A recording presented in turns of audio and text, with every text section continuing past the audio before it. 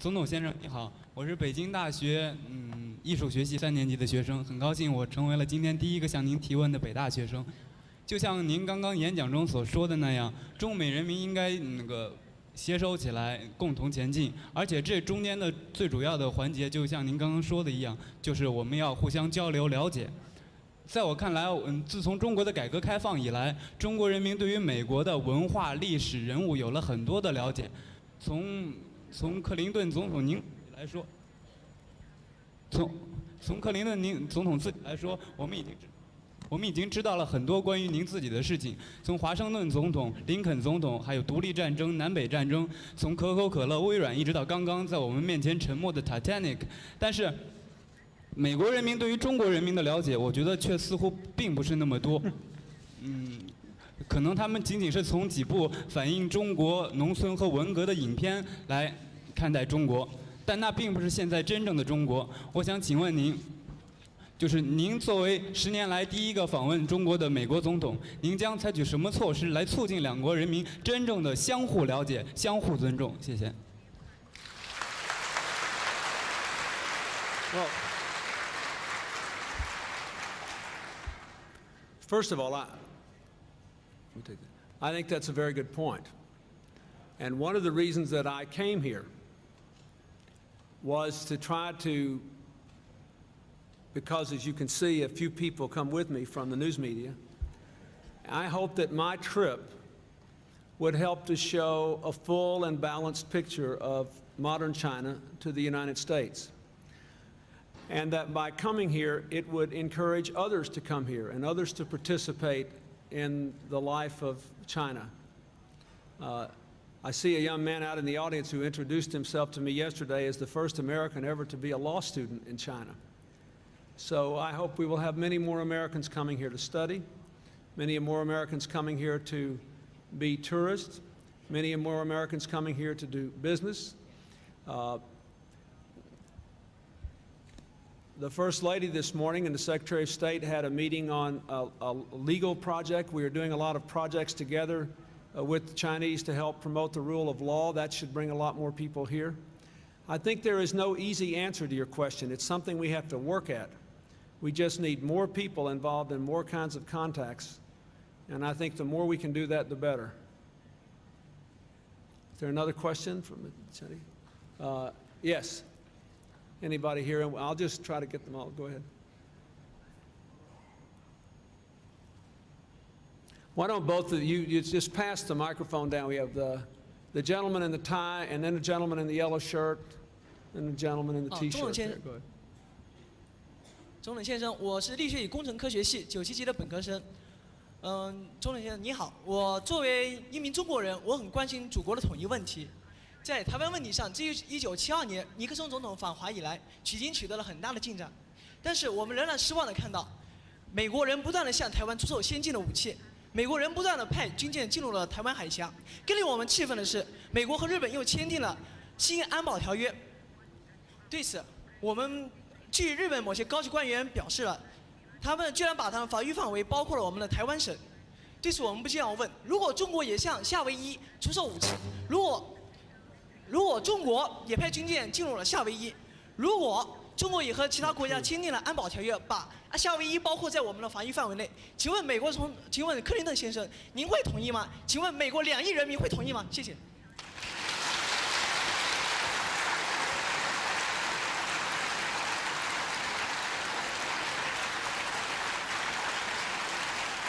Well, first of all, the United States policy is not an obstacle to the peaceful reunification of China and Taiwan. Our policy is embodied in the 3 communiques and in the Taiwan Relations Act. Our country recognized China and embraced a one China policy almost 20 years ago. And I reaffirmed our one China policy to President Xi in our meetings. Now, when the United States and China reached agreement that we would have a one China policy, we also reached agreement that the reunification would occur by peaceful means.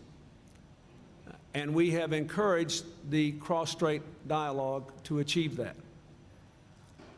Our policy is that any weapons sales, therefore, to Taiwan must be for defensive purposes only, and that the country must not believe, China must not believe, that we are in any way trying to undermine our own one China policy. It is our policy. But we do believe it should occur, any reunification should occur peacefully.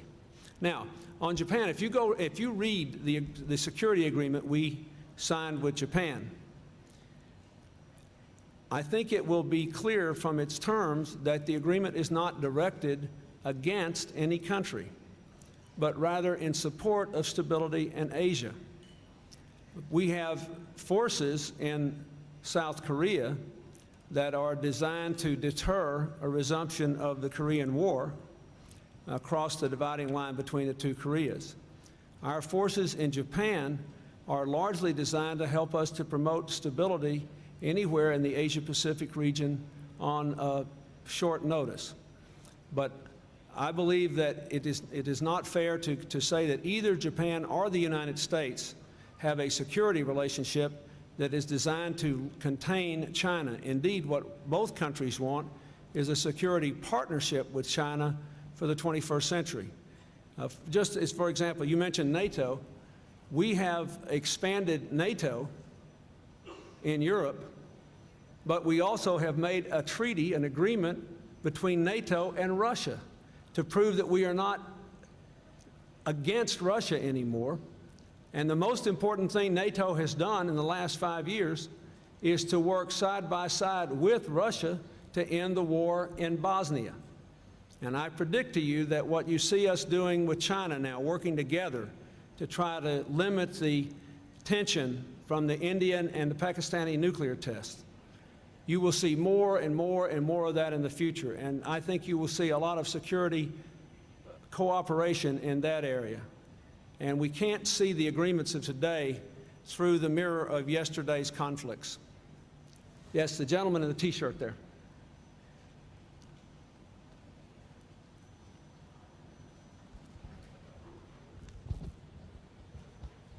Okay. 总统先生，我是北京大学97级的硕士生，很高兴今天能有机会向你提问。你带着友好的微笑踏上了中国的土地，来到了北大的校园，我们都非常激动。中国人民都非常渴望友谊，尤其渴望建立在平等基础上的中美友谊。据我们所知，在你来中国之前，你在国内曾经表示，之所以去中国，是因为它太重要了，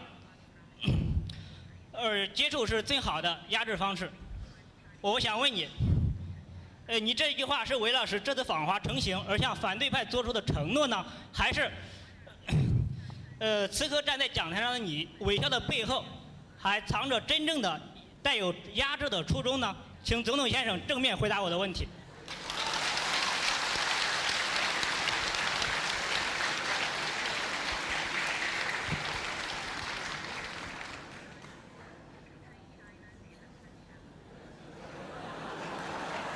Well, if I did, I would mask it behind a smile.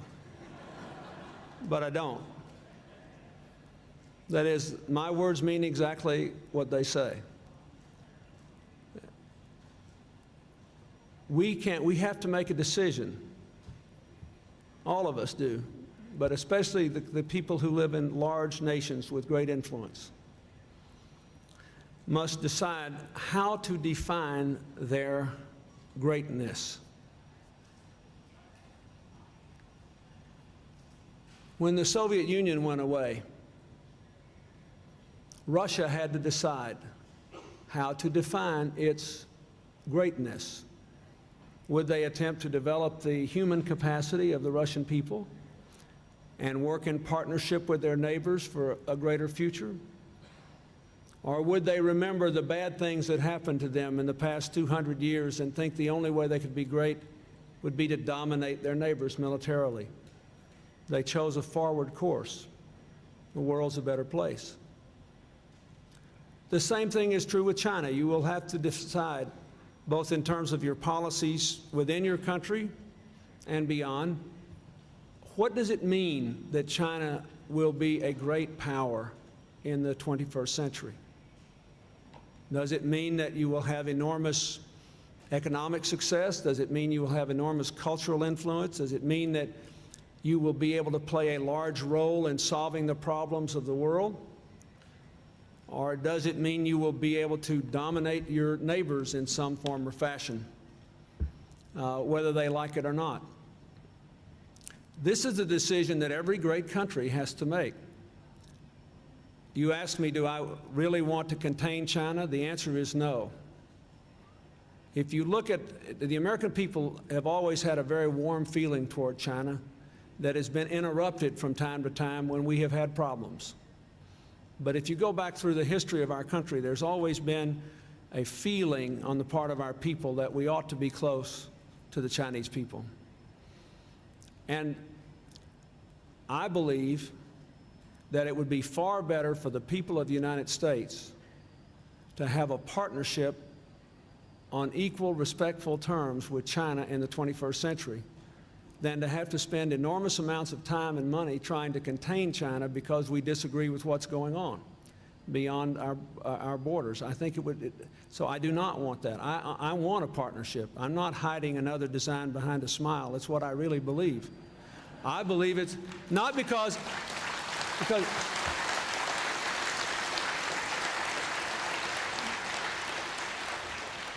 I think it's good for the American people. And it's my job to do what's good for them. What's good for them is to have a good relationship with you. There were some questions back here in the back.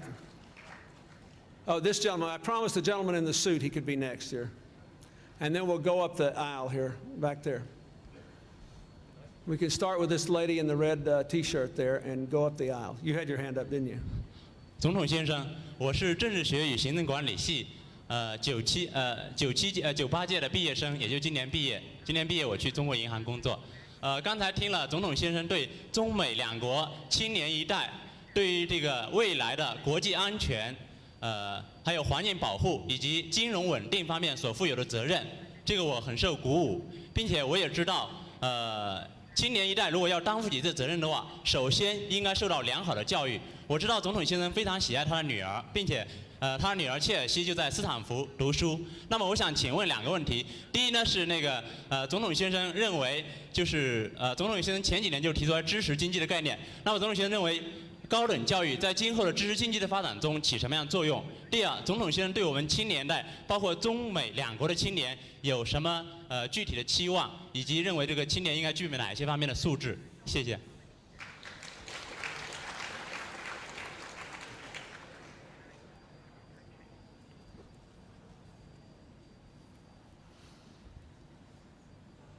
Let me answer the knowledge economy question first. And let me answer by telling you what I have tried to do in the United States. I have tried to create a situation in America in which the doors of universities and colleges are open to every young person who has sufficient academic achievement to get in, that there are no financial burdens of any kind. And we have not completely achieved it, but we have made a great deal of progress. Now, why would I do that? Because I believe that the more advanced an economy becomes, the more important it is to have a higher and higher and higher percentage of people with a university education. Let me just tell you how important it is in the United States. We count our people. You know, every 10 years we do a census, and we count the numbers of the American people, and we get all kinds of information on them. In the 1990 census, younger Americans who had a college degree were overwhelmingly likely to get good jobs and have their incomes grow. Younger Americans who had 2 years or more of university were likely to get good jobs and have their incomes grow. Younger Americans who didn't go to university at all were likely to get jobs where their incomes declined and were much more likely to be unemployed. And the more advanced China's economy becomes, the more that will be true of China. The more you will need very large numbers of people getting university education and technical education. So I think it is very, very important. Now, let me say one expectation I have for the younger generation of Americans and Chinese that has nothing to do with economics. One of the biggest threats to your future is a world which is dominated not by modern problems, but by ancient hatreds. Look around the world and see how much trouble is being caused by people who dislike each other because of their racial or their religious or their ethnic differences. That whether it's in Bosnia or the conflict between the Indians and the Pakistanis, or in the Middle East, or the tribal conflicts in Africa, you look all over the world, you see these kind of problems. Young people, I think, are naturally more open to others who are different, more interested in people who are different. And I hope young people in China and young people in America who have good education will be a strong voice in the world against giving in to this sort of hating people or looking down on them simply because they're different. Thank you.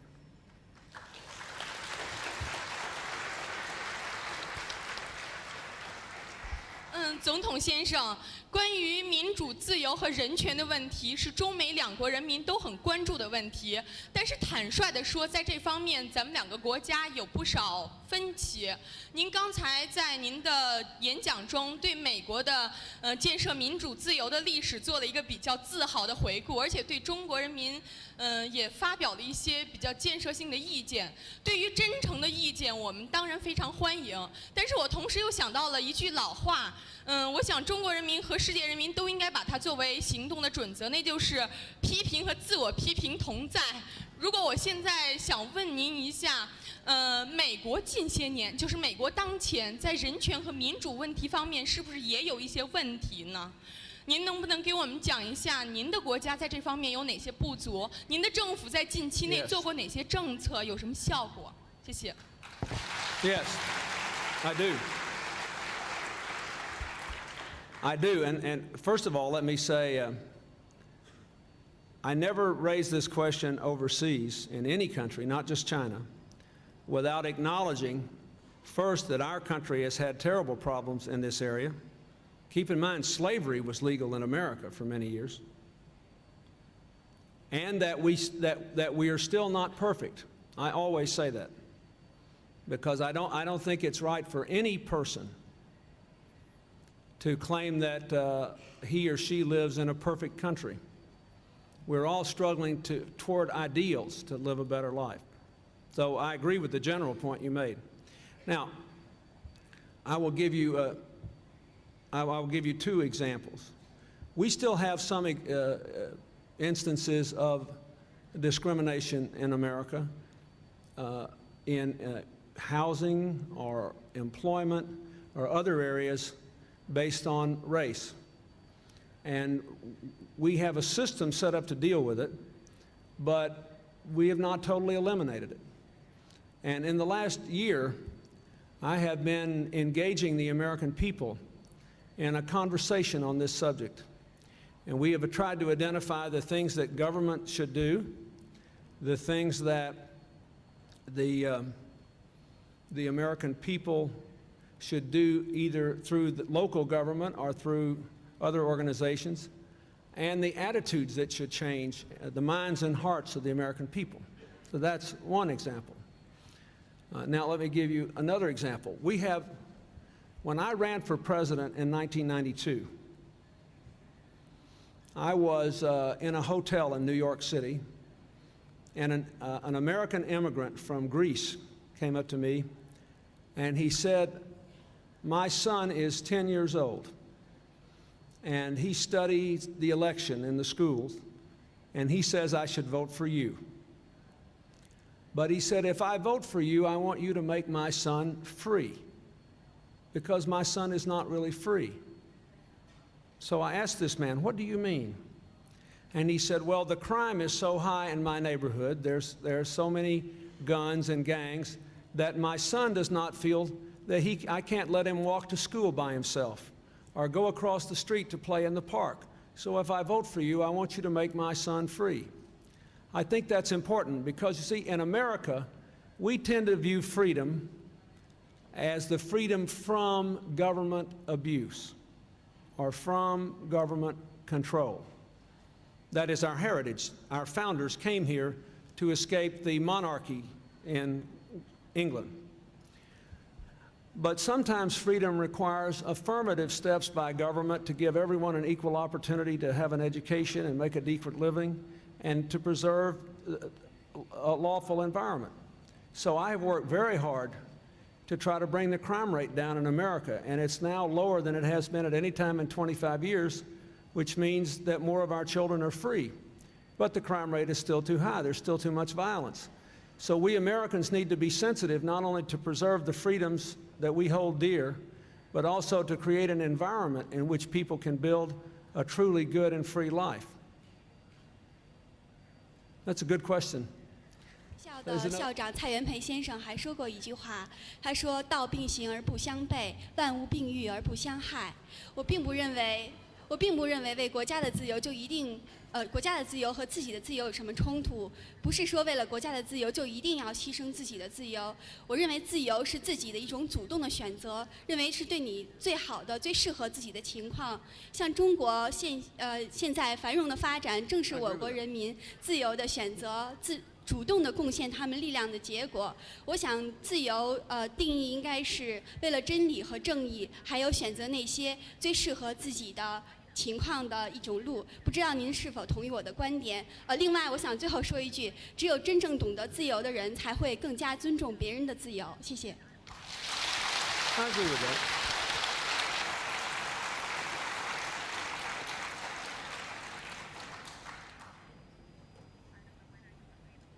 No, I do agree with that. I agree, first of all, if you believe in freedom, you have to respect the freedom of others to make another choice. And even societies that have rather radical views of individual freedom recognize limits on that freedom when it interferes with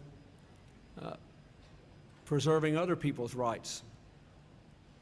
For example, there's one of our famous court cases which says, we have freedom of speech, but no one should be free to shout the word fire in a crowded movie theater where there is no fire and cause people to stampede over each other. And there's another famous court decision which says, my freedom ends where the other person's nose begins, meaning that you don't have the freedom to hit someone else.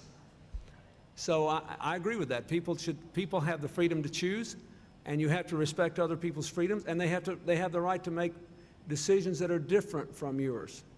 And there will never be a time when our systems and our cultures and our choices will be completely identical.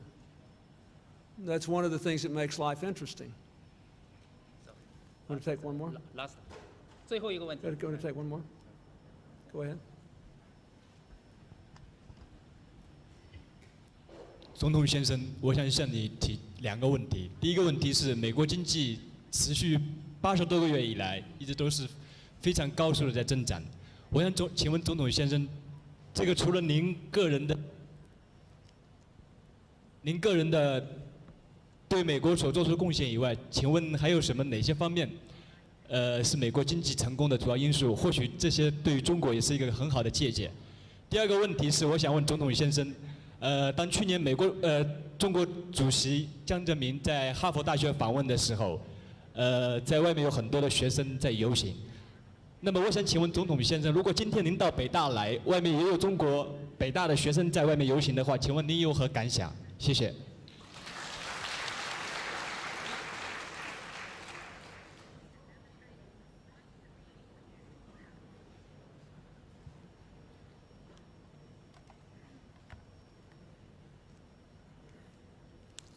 Well, first of all, on the United States economy, I believe that the principal role of government policy since I've been president was to, first of all, get our big government deficit. We had a huge annual deficit in spending. We got that under control, We're about to have the first balanced budget in 30 years. That drove interest rates down and freed up a lot of money to be invested in creating jobs in the private sector. Then the second thing we did was to expand trade a lot. So we began to sell a lot more around the world than we had before. And the third thing we did was to attempt to invest more in our people, in research, development, technology, and education. Now, in addition to that, however, a lot of the credit here goes to the American people themselves. We have a very sophisticated business community. They were investing money in new technologies and in new markets and in training people. We have an environment where it's quite easy for people to start a business, and perhaps this is the area that might be most helpful to China. I know that my wife has done a lot of work around the world in villages, trying to get credit to villagers so they could borrow money to start their own businesses, to try to take advantage of some skill they have. And we have seen this system work even in the poorest places in Africa and Latin America, where opportunity takes off. So we have tried to make it easy in America for people to start a business, to expand a business, and to do business.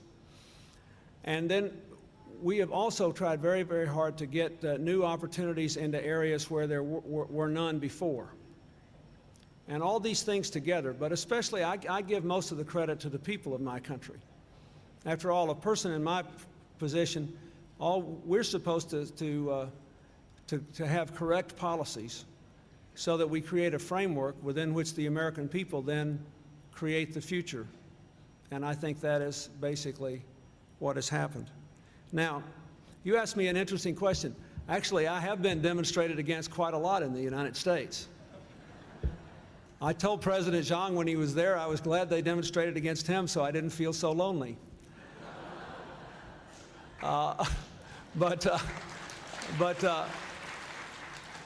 What I think is, I'll give you a serious answer. If there were a lot of people demonstrating against me outside, suppose they were demonstrating over the question that the first gentleman asked me.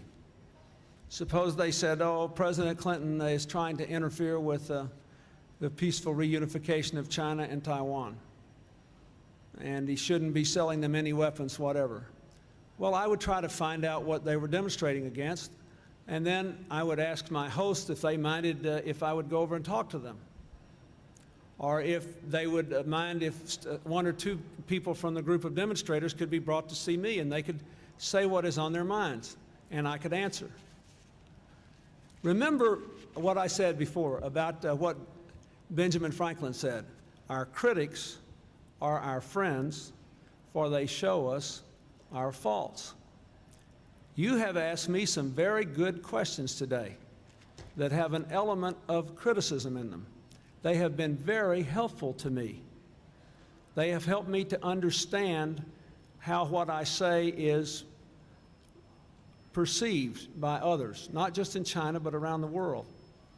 They have helped me to focus on what I can do to be a more effective president for my people and for the things we believe in. And so I feel very good that we have had this interchange. And from my point of view, the questions were far more important than my speech. I never learn anything when I'm talking. I only learn things when I'm listening. Thank you very much. Thank you.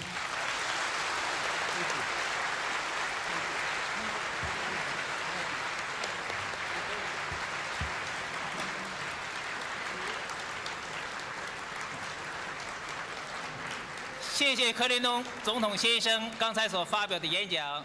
总统先生的演讲使北京大学的师生们进一步了解了总统的观点。我相信总统先生也会从北大师生所提的问题里了解到北大的青年一代在想什么。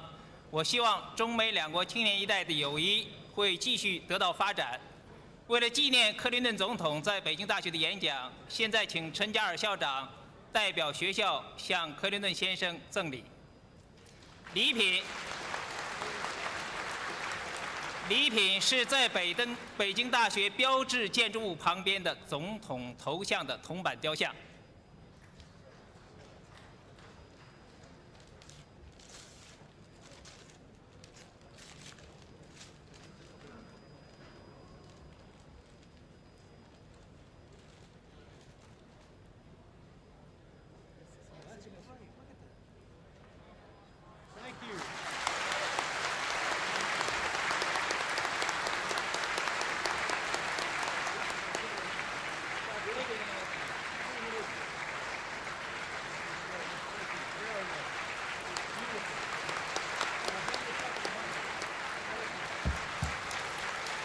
克林顿总统北京大学演讲会现在结束，谢谢各位。